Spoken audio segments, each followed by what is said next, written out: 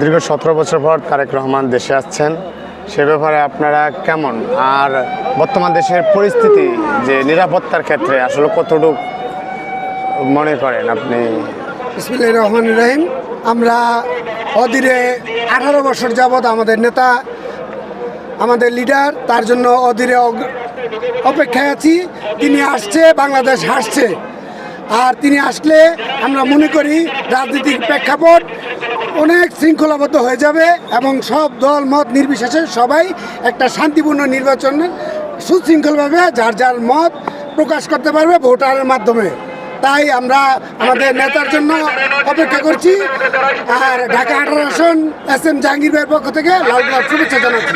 আন্তর্জাতিক বিমানবন্দরে কখন এসে পৌঁছাবেন এমন কোনো তথ্য আছে? আমাদের লিডার অলরেডি বিমান 5 মিনিট আগে ল্যান্ড করছে ঢাকা হযরত শাহজালাল আন্তর্জাতিক বিমানবন্দরে। অল্প কিছুক্ষণের মধ্যে হয়তো উনি ইমিগ্রেশনের কাজ শেষ করে তার গন্তব্যস্থলের উদ্দেশ্যে রওনা দিবেন। আমরা সুশৃঙ্খলভাবে ফুটপাতে দাঁড়িয়ে তাকে স্বাগত জানাবো। আপনাদের এই মিছিল কি 300 ফিট যে পূর্বাঞ্চল যে সম্বর্ধনা আয়োজন করছে সেখানে যাবে কিনা? অবশ্যই আমরা আমাদের লিডারের গাড়ি যাওয়ার পরে আমরা সবাই হাঁটতে হাঁটতে তার পিছনে পিছনে যাব, কিন্তু সুশৃঙ্খলভাবে।